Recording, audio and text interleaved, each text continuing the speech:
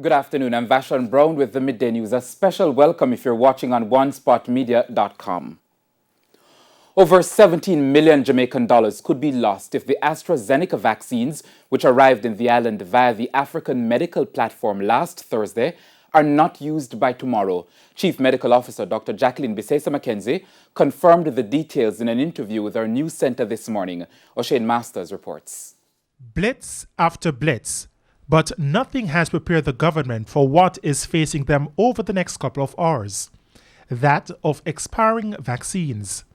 Last Thursday, the country received 75,000 doses of the Oxford AstraZeneca vaccine via the African Medical Support Platform, which led to the government carrying out a number of blitz vaccination sessions across the island. But the stark reality now facing them is that the date for usage is near, Tuesday, April 13. Chief Medical Officer Dr. Jacqueline Bisesa-McKenzie told TVJ News that the ministry is hopeful that there will be majority take-up of the vaccines that are left between today and tomorrow. The stability studies have been done that have looked at extending the shelf life to 9 months. So we are waiting the official word and approval for the extension of the shelf life. If we get that, then we will continue to use to the new shelf life. How soon do you expect to get an update on whether the shelf life can be extended? We would have to get it by tomorrow. Of course, the vaccines will be kept in storage under suitable conditions. So even if we get word after tomorrow, then we will have it in storage. Dr. Bisesa-McKenzie says the health team is currently not turning away persons who turn up to be inoculated. As to those vaccines that will reach the expiry date before being used, the CMO says they will not be thrown out just yet. She says a number of studies are being done looking at how potent the vaccine is after its expiry date has passed. The stability studies have been done that have looked at extending the shelf life to 9 months. So we are waiting the official word and approval for the extension of the shelf life. If we get that, then we will continue to use to the new shelf life. How soon do you expect to get an update on whether the shelf life can be extended? We would have to get it by tomorrow. Of course, the vaccines will be kept in storage under suitable conditions. So even if we get word after tomorrow, then we will have it in storage. Now, according to the Ministry of Health, some 1 million doses of vaccines will be coming from the African Medical Support Platform at over $446.6 million Jamaican dollars. In the meantime, the Chief Medical Officer says the country's vaccination drive will not be stopped as adequate vaccines are still in the island to carry out the inoculation process. We will be continuing our vaccination program after Tuesday with the vaccines that we have. Approximately 14,000 that are not near to their expiry date. And then in another week or so, we're expecting to get additional doses through the COVAX facility. So we don't anticipate any slowing down or stopping of the vaccination process. O'Shane Masters, TVJ News. Meanwhile, over 1,200 persons in Portmore, St. Catherine are now vaccinated against COVID-19. On Sunday, hundreds of people turned out at the Portmore Heart Academy to be inoculated in the government's COVID-19 vaccination blitz. The Ministry of Health and Wellness on the weekend lowered the age for persons to be vaccinated to 50 and over. It also included people over 40 with underlying health conditions.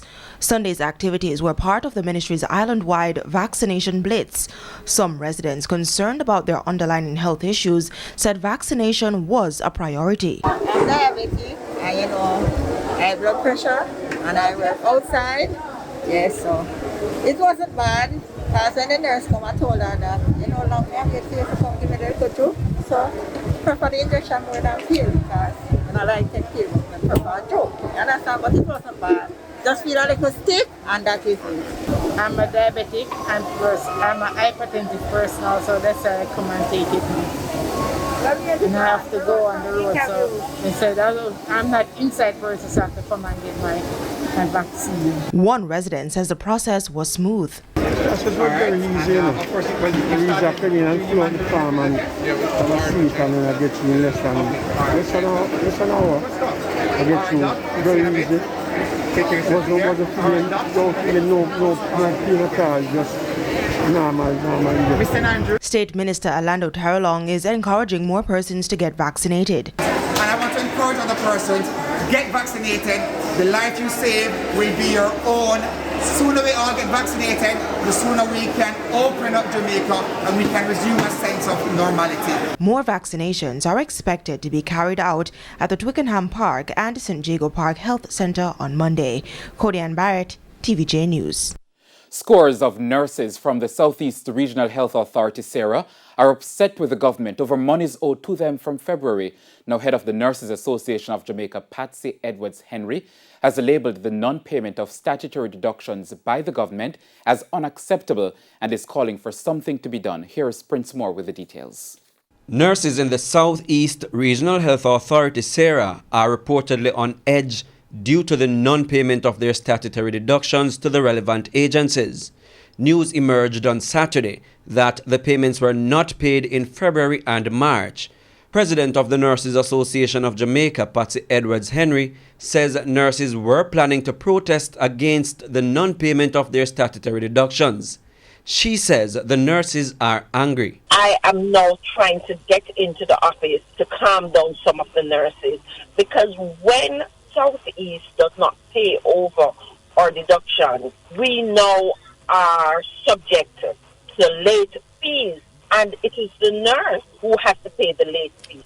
For the entire weekend, I have been trying to calm down the nurses because they were planning to march to the Southeast region this morning to say this is unacceptable. She says that nurses were only told about the non-payment of their statutory deductions last Friday.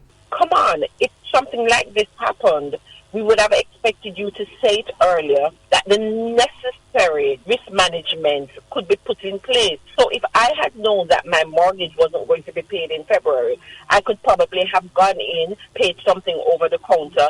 Not that we have it, but we could mitigate against some of the late fees. Because the region does not pick up the late fees, we have to do it.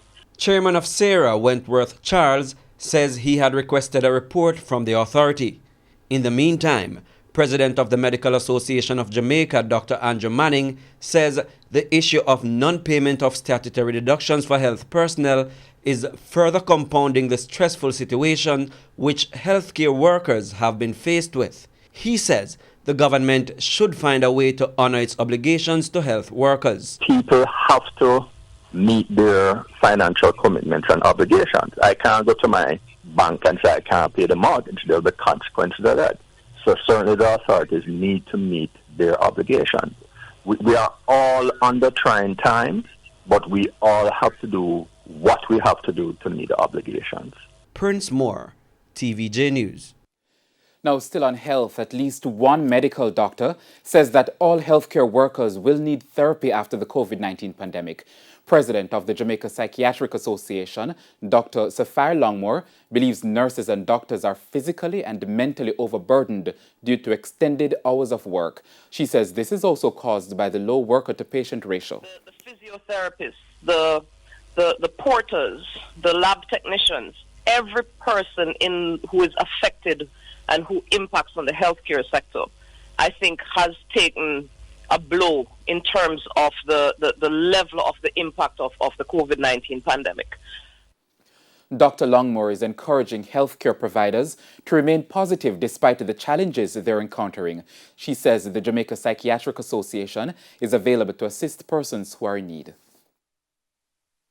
We don't know when this pandemic is going to end, but we know that we are committed to our jobs and there is help out there if we need it. The Jamaica Psychiatric Association stands readily available. We have been doing a lot of volunteer sessions where we're speaking to groups, we're offering counseling tips, we're offering coping mechanism tips. We can be reached, and if there's a group that needs that input from us, it is easy to reach out to us via social media. 263 new cases of the coronavirus were recorded on Sunday from 971 tests. The number of confirmed cases now stands at 42,763. Kingston and St. Andrew recorded most of the new cases with 79, followed by St. Catherine with 44 and St. Anne with 43. Meanwhile, 4 more Jamaicans have died from COVID-19. There was 1 case each from St. Anne, Kingston and St. Andrew, Portland and St. Catherine. This brings the death toll to 676. 405 people have been hospitalized due to the respiratory illness. Of that, 49 are critically ill, while 30 are moderately ill. Meanwhile, there are 22,769 active cases of COVID-19 in Jamaica. And it's now time for a break on the Midday News, but please stay with us. More stories when we return.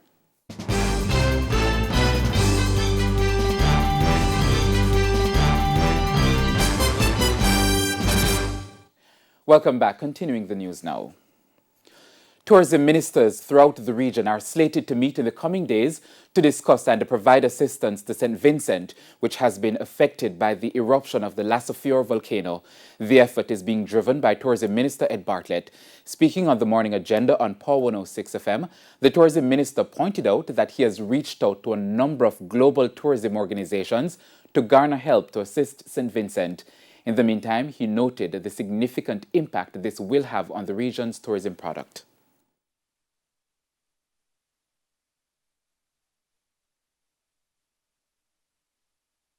Tourism is the lifeblood of the Caribbean, and if the airspace is polluted with ash, the flights can't happen in that area for sure, and it may even have impact on marine activity as well.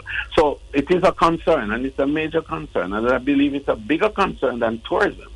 I mean, for us being the lifeblood of the region to be involved at this early stage is critical, but it is a broader call that I think that is to be made, and no doubt people at the higher authority than myself will get deeply involved in this in very short order.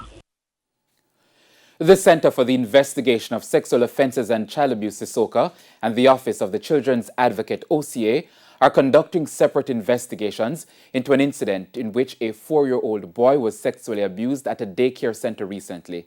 The incident is the second case of child abuse reported at a daycare facility in 2 months. Now, over the weekend, allegations surfaced that a 4-year-old boy was buggered by a teenager at the daycare center. The alleged perpetrator is a 14-year-old boy and is related to the daycare operator.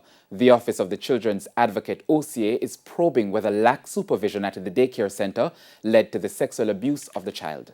It has not escaped the attention of the Office of the Children's Advocate, and as with all matters of this nature, we are doing our assessment and our probe to really ascertain what the circumstances are, whether there was any lax supervision at the time, for example, that would have given access of this child to the minor who was at the facility, and a number of other related matters.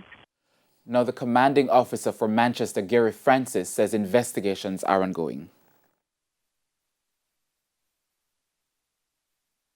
The Manchester police have appreciated a report and have initiated investigation in the matter. So far, the suspect said persons are minor have been arrested and charged with the offence, and the matter is being treated accordingly.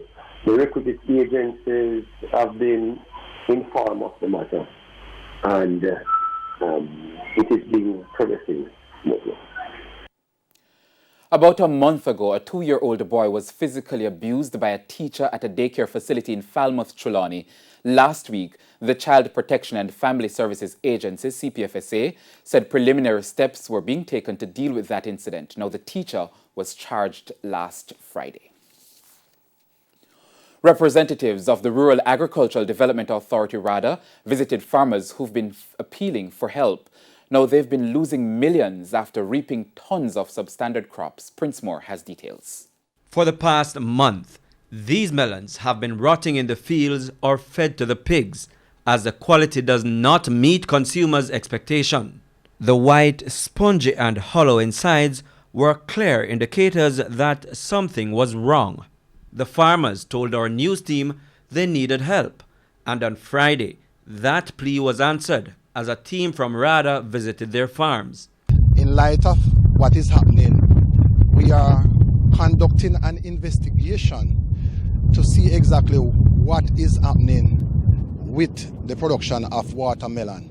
So we will be finding out the number of farmers and acres that have been affected, and we are also collecting samples for analysis, after which we will be in a better position to inform the farmer and the general public as to what is currently happening with melon production. So far, they have identified one known condition.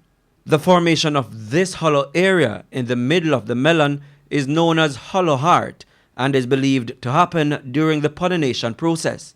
However, so far, there is no indication of the overall issue which has led to the other conditions. It's why, in addition to collecting the samples, the RADA team is also interviewing the farmers to gather as much information on what led to this yield. For now, the condition has only been reported in New Forest, Manchester.